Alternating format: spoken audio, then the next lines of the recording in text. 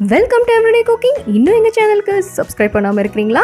மறக்காமல் கிளிக் பண்ணுங்கள் சப்ஸ்கிரைப் பட்டனையும் பெல் ஐக்கானையும். எப்போது எங்களோட கனெக்டடாக இருங்க அண்ட் சப்ஸ்கிரிப்ஷன் ஃப்ரீ. இன்றைக்கி நம்ம ஃப்ரோசன் மேங்கோ ஸ்மூதி எப்படி செய்கிறதுன்னு பார்க்கலாம். இது செம்ம க்ரீமியாக இந்த கிளைமேட்டுக்கு சாப்பிட்றதுக்கு ரொம்ப ரொம்ப நல்லாயிருக்கும். இந்த சீசன்லேயே கண்டிப்பாக அதை ட்ரை பண்ணி பாருங்கள்.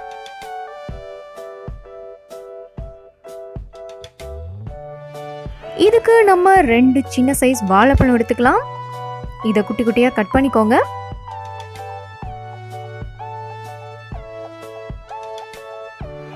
வாழைப்பழம் கட் பண்ணியாச்சு. அடுத்ததாக ஒரு பெரிய சைஸ் மாம்பழத்தை தோல் சீவி குட்டி குட்டியாக கட் பண்ணி இதோட ஆட் பண்ணுங்க.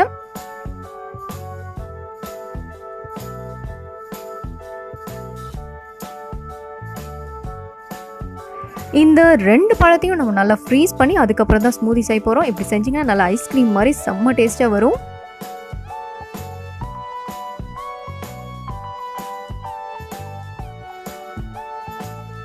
இதோ 2 கட் பண்ணி முடிச்சாச்சு. இப்போ நல்லா டைட்டாக அடைச்சி ஃப்ரீசரில் போடுங்க. ஒரு நாளாவது ஃபுல்லாக அது ஃப்ரீசரில் இருக்கட்டும். அப்போ தான் நல்லா ஃப்ரீஸ் ஆகிருக்கும். இதோ சூப்பராக ஃப்ரீஸ் ஆயிடுச்சு. வெளியே எடுத்துடலாம். இதை இப்போ மிக்ஸி ஜாரில் போட்டுடலாம். இதோ பாருங்கள், நல்லா கல் மாதிரி இருக்கணும். அப்போ தான் அந்த க்ரீமியான டெக்ஸ்சர் கிடைக்கும்.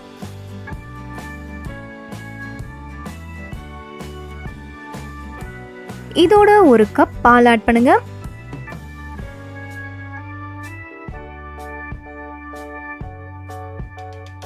அரை கப் தயிர்,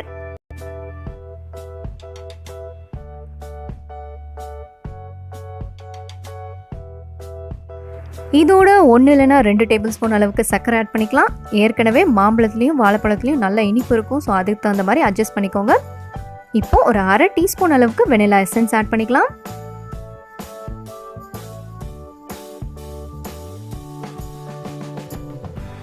இதை நல்லா பிளெண்ட் பண்ணிக்கலாம்.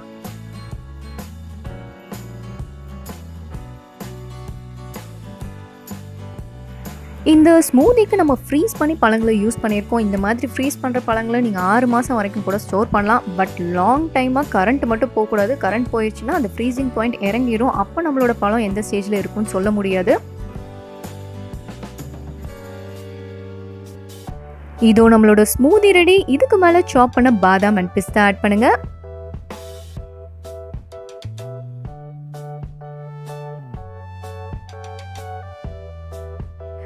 இந்த கிளைமேட்டுக்கு சில்லுன்னு இதை சாப்பிட்டா ரொம்ப ரொம்ப நல்லாயிருக்கும். கண்டிப்பாக ட்ரை பண்ணி பாருங்கள். வேறொரு இன்ட்ரெஸ்டிங்கான ரெசிபியோடு உங்களை சந்திக்கிறோம். எங்கள் வீடியோஸ் எல்லாம் பிடிச்சிருந்தா லைக் பண்ணுங்கள், ஷேர் பண்ணுங்கள், கமெண்ட் பண்ணுங்கள் அண்ட் மறக்காமல் எங்கள் சேனலுக்கு சப்ஸ்கிரைப் பண்ணுங்கள்.